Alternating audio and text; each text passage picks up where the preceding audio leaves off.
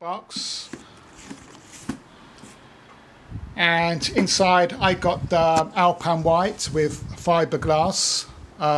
So I get the white box with this one, and I've already taken it out of the plastic already, but I just want to show you what you actually get inside.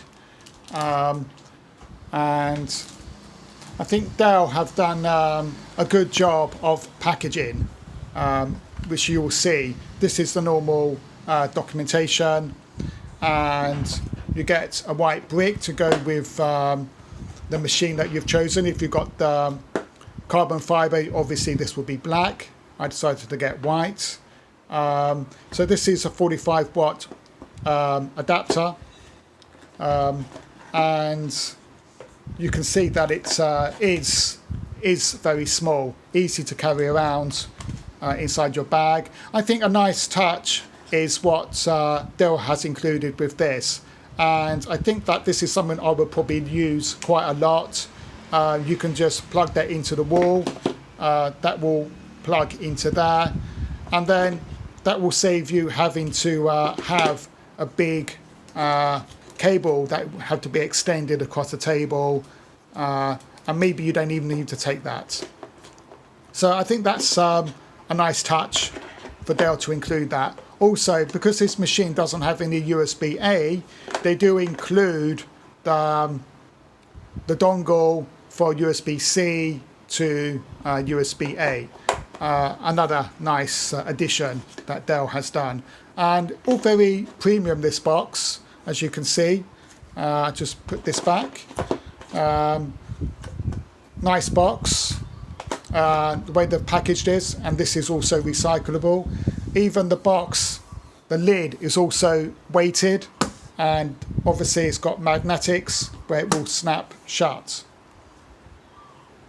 I'm not even sure if I would actually throw this box away or not, because I think it's just such a nice box. I may even keep that. Now, here is the machine itself. And I just want to do a comparison with my old Inspiron. I've had this for about 3 years now. It's what I've been using. And it's also 13-inch. And if I was to do a quick comparison, you will see that this is a lot difference in size and weight. You can see both 13 inches, and the new Inspiron is obviously a lot lighter and smaller in size. Let me tell you about the spec I got for this one. I got quite a high spec for this one because I do software engineering, and I needed a machine that was quite powerful. This unboxing is a little bit different because this one is Ubuntu. I didn't get Windows, and for that I managed to save myself $100, because if you get Windows, you have to pay the extra $100 for a license. So I saved myself $100 for that. Also, this machine, it uses the anti-glare full HD screen, so I didn't get the touch screen and I didn't get the 4K screen. The reason that is, getting a 4K screen or a touch screen, obviously it consumes more power, and the more power it consumes, obviously the less battery life you have. And I'm not even sure that having a 4K screen you would notice much difference in terms of screen quality compared to a full HD. And also this one has 32 gigs of RAM, and I got the 1 terabyte of SSD. I was thinking about doing 512, and I thought, well, maybe I can upgrade later, maybe in a year's time, because it is upgradable.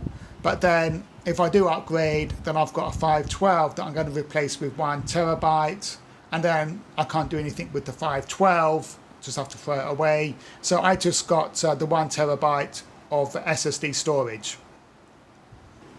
I've actually watched quite a lot of unboxing videos for this particular model, and it does feel very premium. If you look at the sides, it does feel very premium. If you do decide to get this machine, you're not going to be disappointed in the build quality. This is a very good, solid machine. if I just open it up, because a lot of people seem to think maybe you should be able to open this with one hand, and if I can just prove that now, you can actually do that. Now, I've actually been using this for a day already, and sometimes you can open it with one hand, sometimes it will flip up a little bit, but for me that's not a problem. Very smooth white glass fiber here. It does feel very premium. The mouse, it just seems so perfect. It's very smooth, and I don't think I would need an external mouse for this. I think I can probably do all my work just on this touchpad. Having seen many unboxing videos and first reviews, a lot of people mention about overheating. They say that this machine gets very hot. So that is something that I will try out, and after I've been using this for about 2 weeks, I will do another video of a 2-week review. Another complaint that people have is that the fans, they spin up when you're doing light work, and then after they spin up, they never stop, they carry on going.